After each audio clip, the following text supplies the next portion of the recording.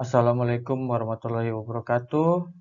Pada video kali ini saya akan menyelesaikan tugas midtest biokimia dasar. Sebagai dosen pengampunya, Ibu Jawiana Sulekani SSSI MPD.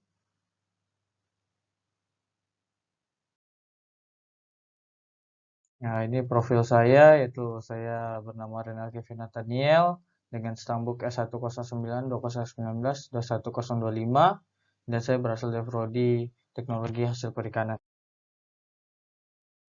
Kemudian kita akan membahas tentang biokimia. Biokimia berasal dari kata bios dalam bahasa Yunani yang artinya hidup atau chemies yang artinya kimia senyawa organik. Jadi, biokimia adalah ilmu yang mempelajari, membahas tentang zat-zat kimia penyusun tubuh makhluk hidup, serta reaksi-reaksi dan proses kimia yang berlangsung di dalam tubuh makhluk hidup. Kita masuk ke sejarah biokimia. Sejarah biokimia. Telah dipercaya bahwa segala sesuatu yang hidup adalah berasal dari sesuatu yang tak hidup. Kemudian pada tahun 1828, Frederick Waller mempublikasikan sebuah karya tentang sintesis urea yang membuktikan bahwa senyawa organik dapat dihasilkan. Awal mula penelitian biokimia meliputi fotosintesis, respirasi, metabolisme nitrogen, dan asam nukleat. Secara khusus, penemuan biokimia dijelaskan pada tampilan berikut ini, yaitu pada Louis Pasteur, Emil Fischer, Hans Adolf Kraft, Ebden Meyerhof dan Parnas, kemudian James Watson dan Francis Crick. Menurut Louis Pasteur merupakan saintis terkenal Prancis yang berperan besar dalam penemuan fermentasi dan pentingnya enzim dalam proses tersebut. Louis Pasteur memberikan penjelasan tentang organisme aerob dan anaerob serta hubungannya dengan fermentasi. Dan Emil Fischer menemukan bahwa sistem peningkatan enzim dan substrat harus mempunyai bentuk yang sesuai. Dengan demikian, enzim dan substrat bisa saling mengunci. Pada tahun 1981, Fischer mengelusidasi konfigurasi D-glukosa yang sampai sekarang dipakai dalam bahasa kimia organik. Fischer juga menemukan cara pemisahan asam amino dari hidrolisat protein dan struktur primer protein. Kemudian menurut Hans Adolf Kraft, pada tahun 1932, Hans Kraft dan Kurt Heinrich mengusulkan siklus urea yang merupakan jalur siklus metabolik pertama yang ditemukan. Pada tahun 1937, Hans Kraft kembali menemukan siklus asam sitrat.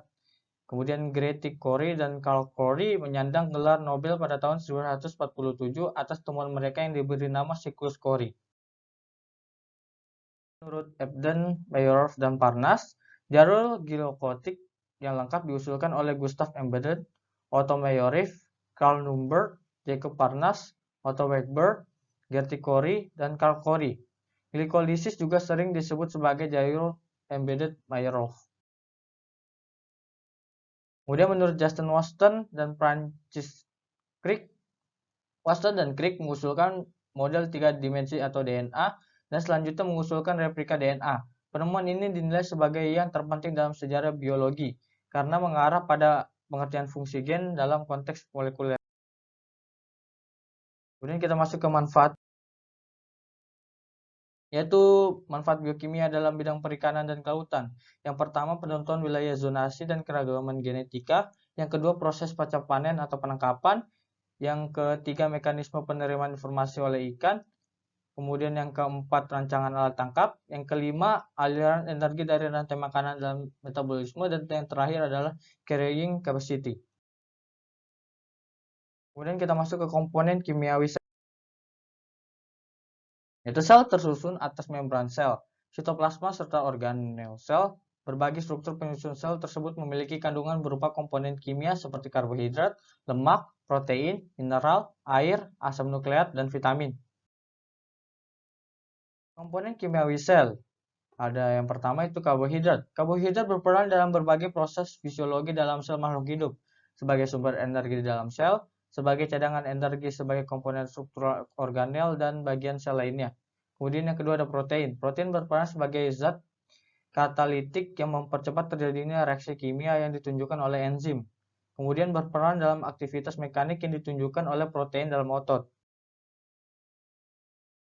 Kemudian air. Air sebagai pelarut dan katalisator beberapa reaksi biologis. Kemudian ada asam nukleat, yaitu mengontrol aktivitas sel dan membawa informasi genetik.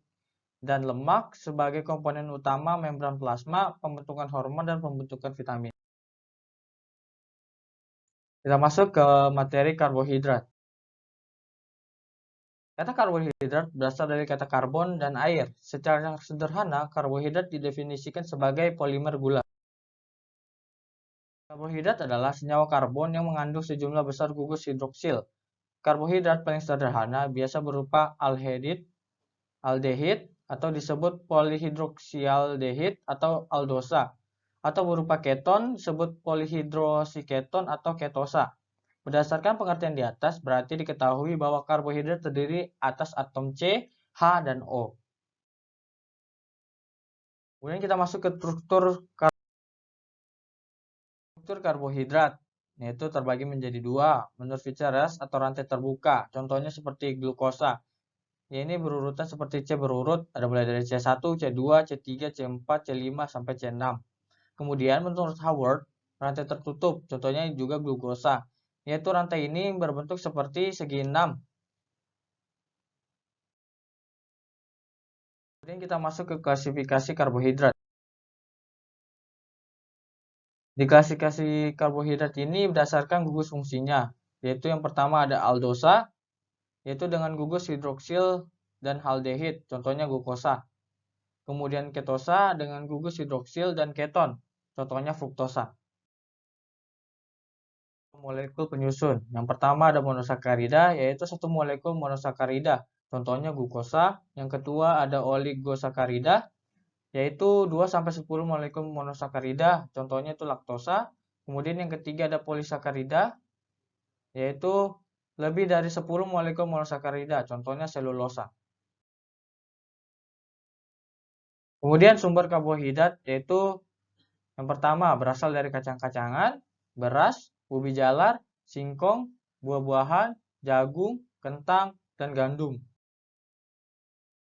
Fungsi karbohidrat, yaitu fungsi primer dari karbohidrat adalah sebagai cadangan energi jangka pendek, yaitu merupakan gula sebagai sumber energi. Kemudian fungsi sekunder dari karbohidrat adalah sebagai cadangan energi jangka menengah, yaitu pati untuk tumbuhan dan glikogen untuk hewan dan manusia. Kemudian fungsi lainnya adalah sebagai komponen struktural sel. Kemudian kita masuk ke analisis di analisis karbohidrat ini yang pertama ada uji Molex, yaitu uji Molex merupakan untuk mencari umumnya karbohidrat. Hasilnya uji plusnya semua jenis karbohidrat berbentuk warna ungu. Kemudian uji Benedict yaitu untuk menghasilkan atau mencari tahu karbohidrat bereduksi. Contohnya jika ujinya positif semua monosakarida, laktosa dan maltosa berbentuk warna orange. Kemudian uji Barfoed yaitu uji ini untuk membedakan monosakarida dengan disakarida. Jika uji plusnya monosakarida itu berwarna merah bata. Contohnya glukosa. Kemudian uji Seliwanov. Ini untuk mencari karbohidrat ketosa. Hasil uji coba positifnya adalah fruktosa dan sukrosa yang berwarna merah. Kemudian uji iodin. Ini untuk mencari polisakarida. Untuk hasil positifnya yaitu amilium dan glikogen berwarna biru. Kemudian kita masuk ke materi protein. Protein merupakan kelompok senyawa organik bernitrogen yang rumit dengan bobot molekul tinggi yang sangat penting bagi kehidupan yang terdiri atas beberapa ratus atau beribu-ribu asam amino yang dihubungkan satu sama lain dengan ikatan peptida dan merupakan bahan utama pembentukan sel dan inti sel. Protein termasuk salah satu zat atau komponen yang dibutuhkan oleh tubuh yang berfungsi sebagai pembangun dan pengganti sel tubuh yang rusak. Kemudian kita masuk ke struktur protein ini. Yang pertama ada primer, yaitu struktur primer adalah ikatan peptidan dari asam amino pembentuk protein itu. Kemudian yang kedua sekunder Struktur sekunder adalah ikatan hidrogen yang terjadi antara gugus amina dengan atom hidrogen pada rantai samping asam amino sampai membentuk lipatan-lipatan, contohnya membentuk helix. Yang ketiga ada tersier. Struktur tersier adalah interaksi struktur sekunder yang satu dengan struktur sekunder yang lain lewat ikatan hidrogen, ikatan ion, atau ikatan disulfida. Contohnya terbentuk rantai double min helix. Kemudian yang keempat ada kuartener. Struktur kuartener adalah struktur yang melibatkan beberapa peptida sampai membentuk sebuah protein. Pada peristiwa ini, kadang terselip molekul atau ion lain yang bukan merupakan asam amino. Contohnya pada hemoglobin yang pada proteinnya terselip ion Fe3+. Kemudian kita masuk ke klasifikasi protein. Berdasarkan fungsi biologisnya, klasifikasi protein yang pertama adalah protein enzim. Merupakan protein yang berperan pada biokatalisator dan pada umumnya mempunyai bentuk globular. Kemudian yang kedua, protein pengangkut. Mempunyai kemampuan membawa ion atau molekul tertentu dari suatu organ ke organ lainnya melalui aliran darah. Yang ketiga, protein struktural. Merupakan protein sebagai pembentuk struktural sel jaringan dan memberikan kekuatan pada jaringan.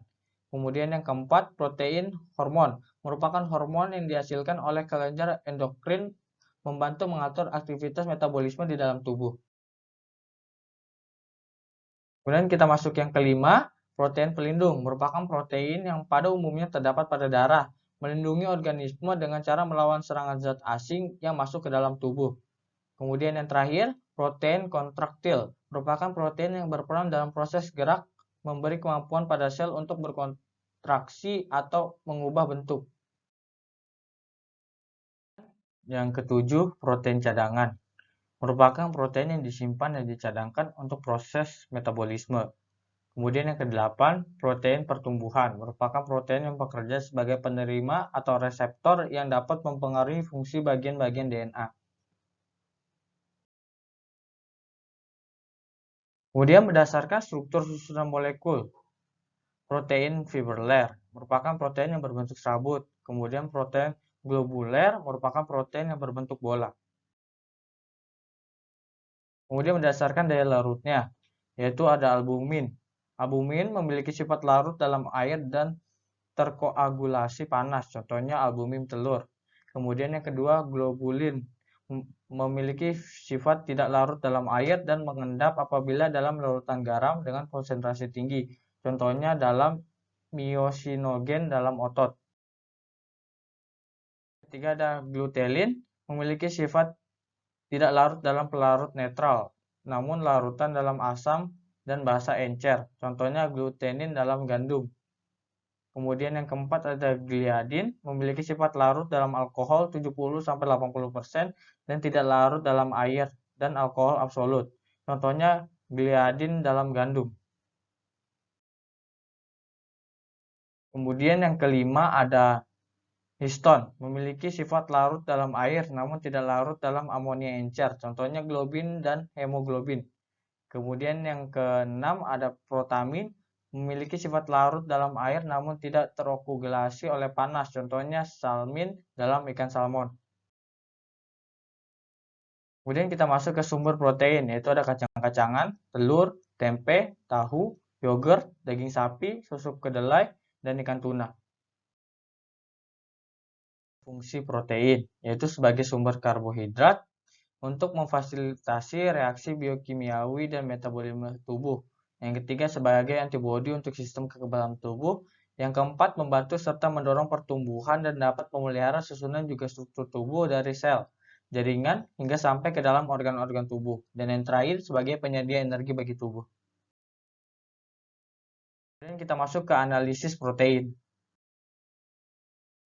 Di sini analisis protein terdiri dari uji biuret, yaitu berfungsi untuk mendeteksi adanya ikatan peptida seperti gambar.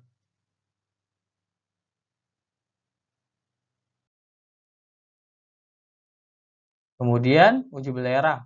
Uji belerang ini berguna untuk mendeteksi adanya gugus belerang. Contohnya seperti gambar.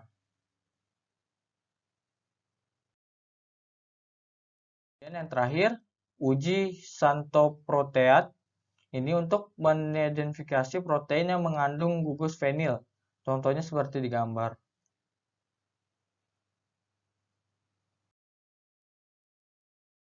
Itu dia, sekian dari video saya. Kurang lebihnya mohon maaf. Wassalamualaikum warahmatullahi wabarakatuh.